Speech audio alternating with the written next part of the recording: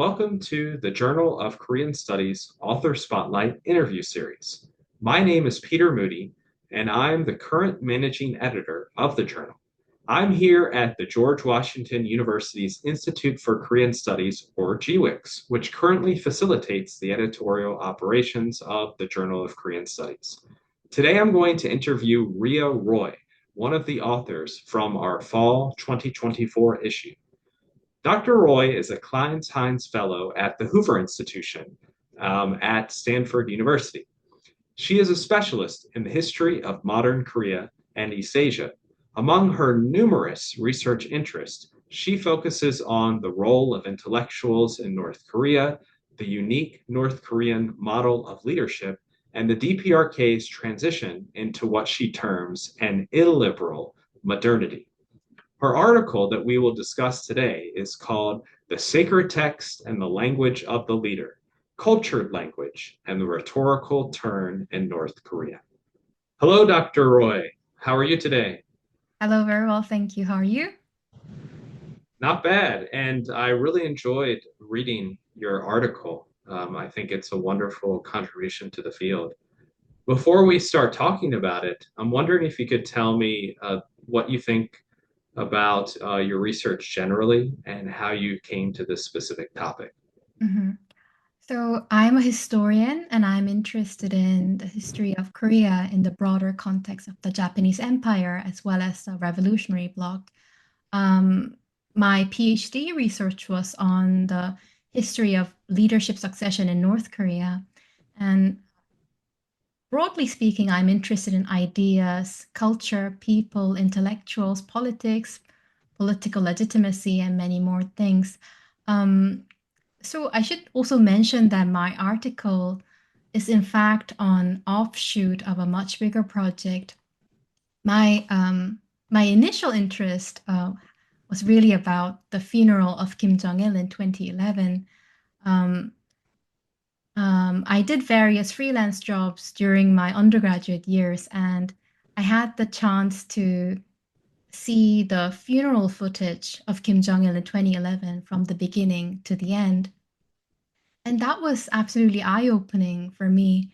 And it felt as though, gosh, I hadn't seen anything like this before. So that really sparked my interest. And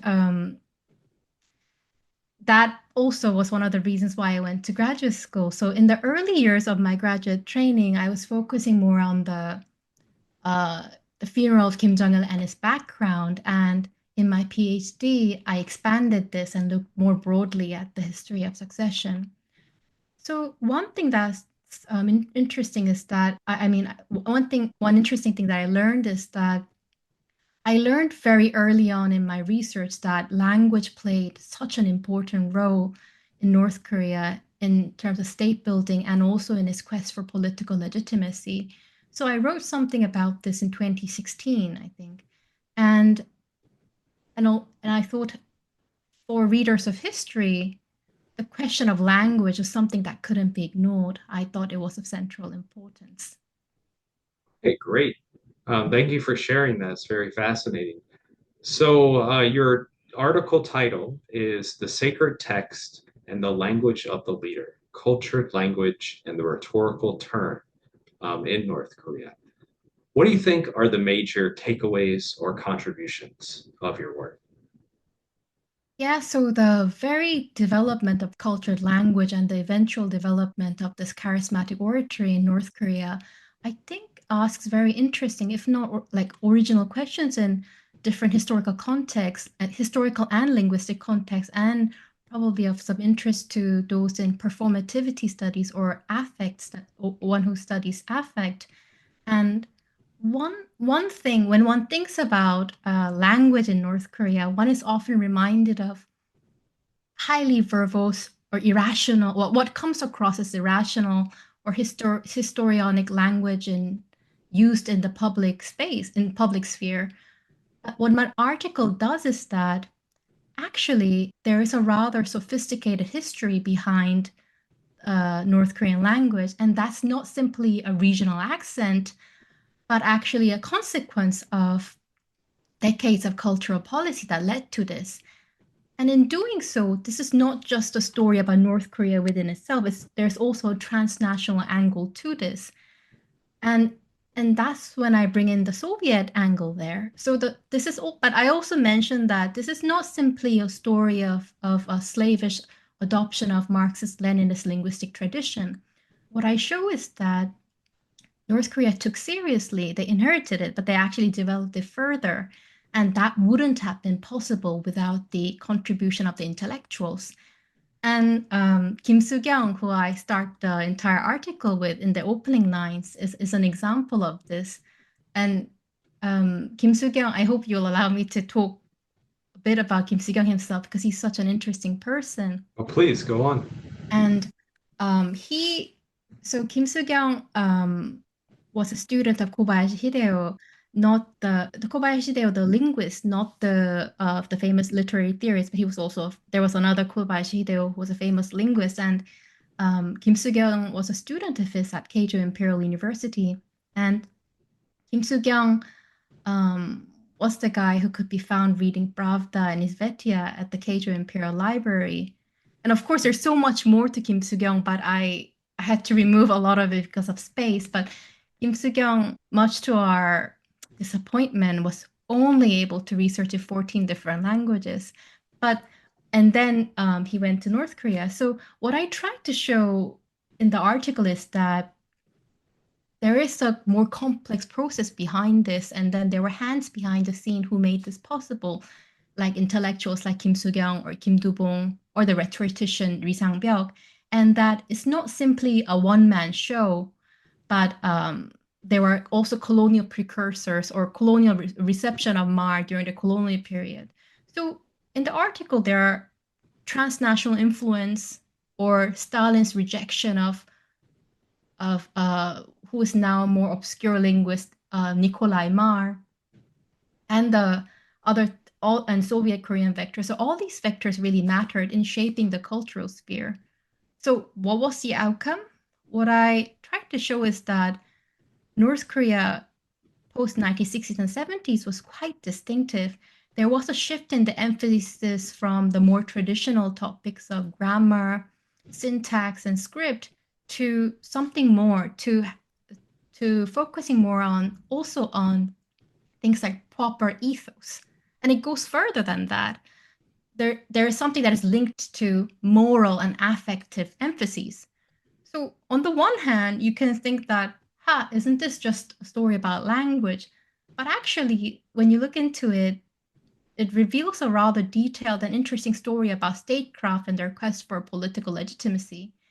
And in a way, we are aware of the cult of Stalin or in the Soviet, in the Stalin era, or various cultural policies, and we know of certain ideas like speaking Bolshevik.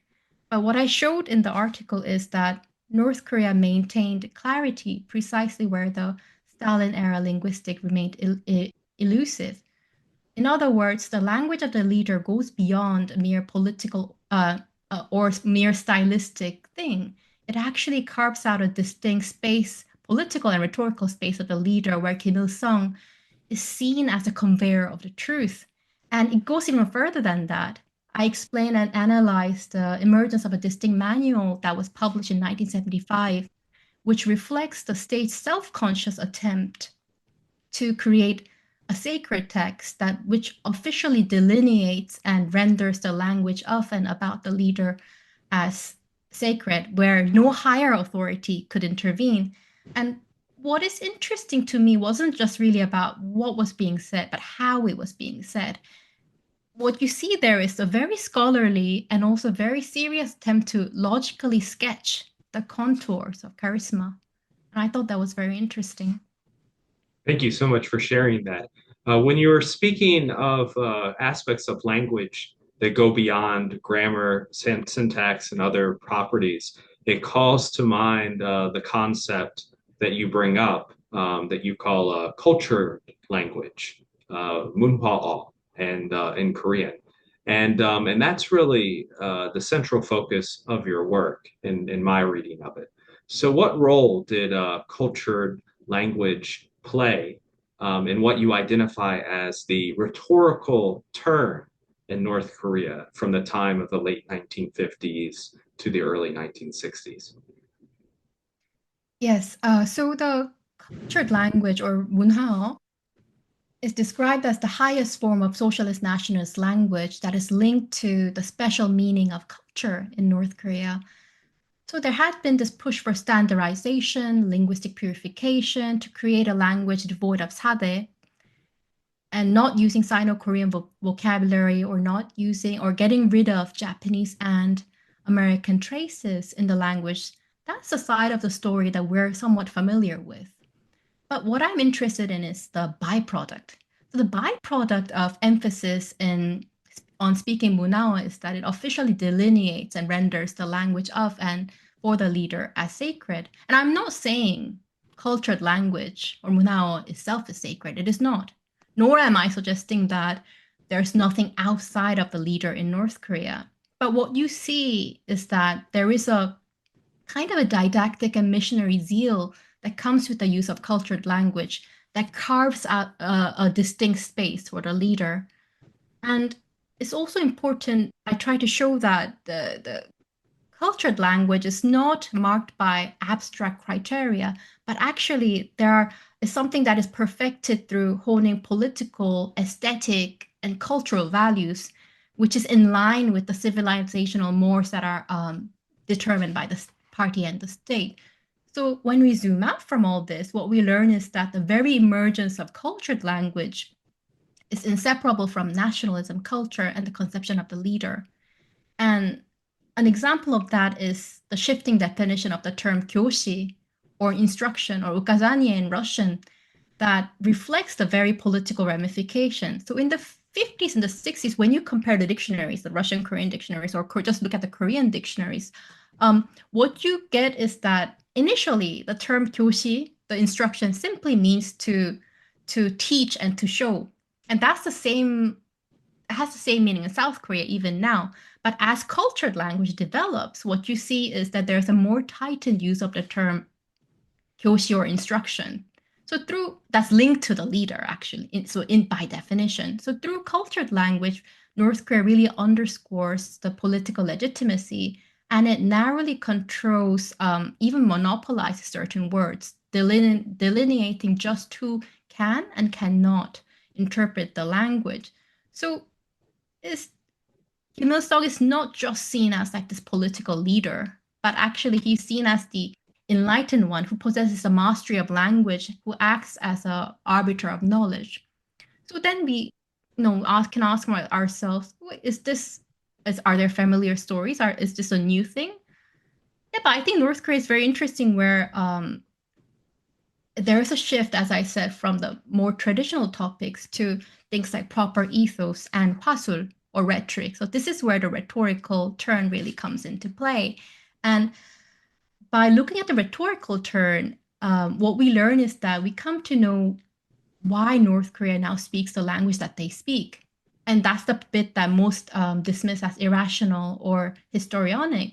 But what we learn from that rhetorical turn is that there actually is a rationale, there's a reason, and even an expression of agency in a quest for a new world order, new civilization that was contrasted by what was happening in South Korea. And perhaps when you open the lid of that cultured language and the bunha and the rhetorical thought that came with it, the most important thing that kind of remains is this linguistic etiquette for the leader or the language of the cult. And this is where I say North Korea, interestingly, maintains clarity precisely where the Stalin era linguistic remained elusive. The very publication of the Rhetoric of Korean by Ri Sang-byuk, I mentioned briefly earlier in 1975, shows that it's a meticulous manual of the sacred language and on how to address a leader. Of course, one can say we do use deferential language to politicians, to political leaders. That's not new. But what is new in Bunhao or in rhetorical turn that I try to show is that speaking Bunhao purportedly aims to bridge the gap between the written language and the spoken language. But at the same time, it also attempts to bridge how one speaks with how one ought to think. So through the distinct emphasis on the rhetoric, what we also get is this um, the language of the monolithic system, hence the language of the leader.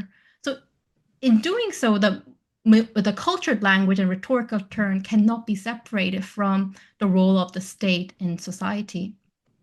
Okay, great. Not only is your work an illuminating history, it also is seeks to uh, contribute to the North Korean historiography and North Korean studies research. And in your conclusion, you mentioned two tendencies within North Korean research. A, bypassing the primacy of the leader in North Korean society in order to avoid something like an Orientalist gaze. And B, as you put it, short circuiting the question of the cult of the leader, seeing it as merely manipulation and part of a power game.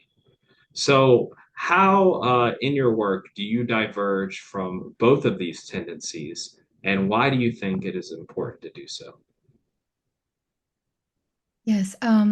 So on the one hand, I think historians of North Korea are exhausted or in some ways fed up with yet another reading yet another book or work focusing on the leader. As it and the reason for that is that it seems to kind of um, echo the outdated Cold War binaries and reinforce the Orientalist gaze. So, in a way, focusing on things like politics, high level diplomatic cable, or the leader himself, a leader understandably feels like old hat, right? But and that was similarly the case for South Korean linguists, the nationalist linguists in South Korea, many of the scholarship from that, where they too wanted to avoid looking at the highly political language and therefore wanted to stick to the more traditional topics of grammar and syntax and many other things. But the other extreme of this approach is simply to see North Korea as a hawkish, rogue state where the authoritarian aspect of it is simply self evident, that there is nothing more to be said, and that the state is, whimsical, it is very irrational, where it is more or less a one man show at the mercy of one person. Of course, on the one hand, short circuiting the complex question of the language of the cult or the cult itself as self-evident or irrational is is neither helpful nor historically substantiated, as probably you look at similar things as well.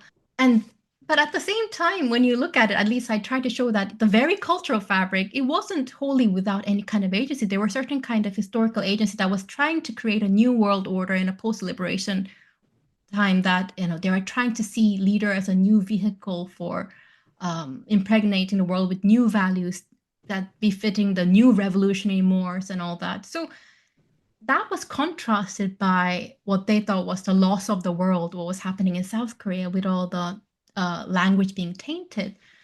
So what I think is that I show that what appears to be such an old, boring question, in fact, reflects a complex question about the cult and the leader.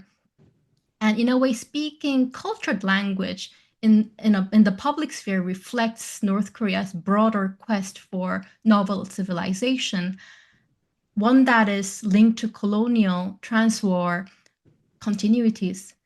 Although it may sound counterintuitive, the only way to meaningfully decenter the leader is to know more about the leader and not less. Yeah, and I think other ways to do that is things you just mentioned about tracking these continuities between the colonial and post-colonial or post-liberation periods, and also focusing on these little known, little discussed, but still pivotal figures with respect to North Korean culture, society, and politics. Another aspect of North Korean studies that is challenging is the difficulty of obtaining meaningful source materials. So, how have you worked to overcome such a challenge, and what advice would you give to budding scholars in the field?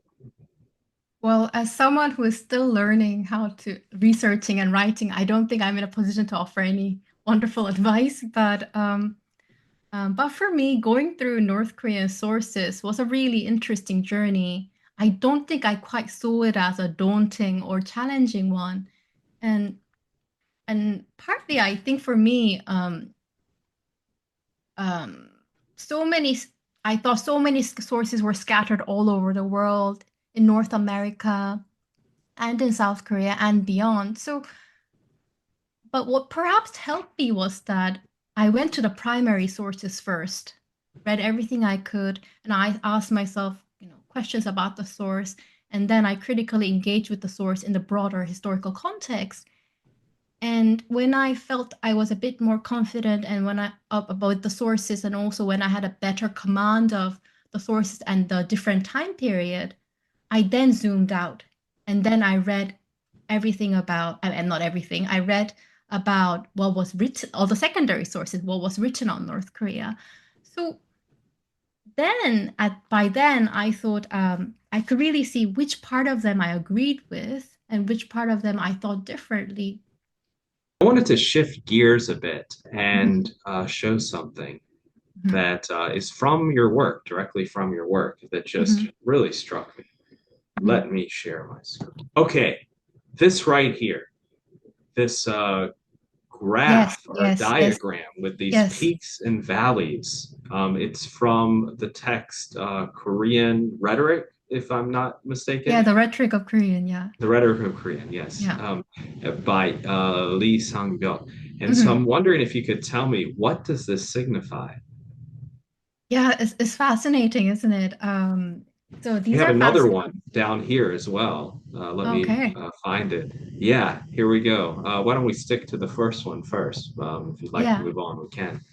Yeah, so I mean, I think these are really fascinating aspects of cultured language elocution, right? The peaks and the valley that you see in the graph really demonstrate what kind of intonation and what kind of modes of expression of orality that should be that should come with what is being said. So the example that you have is the one expressing the admiration and the love for the dear leader. So here, the up and down, the tone that you see is kind of meant to um, accentuate certain kind of feelings. And what you see here is that they're essentialist representation of what kind of feelings one ought to feel. Is it intonation, volume, uh, Yeah, tone? Yeah, a yes, combination of intonation, yeah, volume, and yeah. accent together?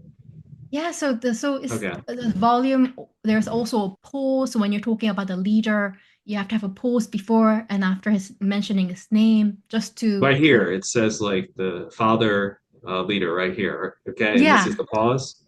R- Um, Actually, the pause would be more for the actual name, Kim Il Sung, before and Ah, after. okay.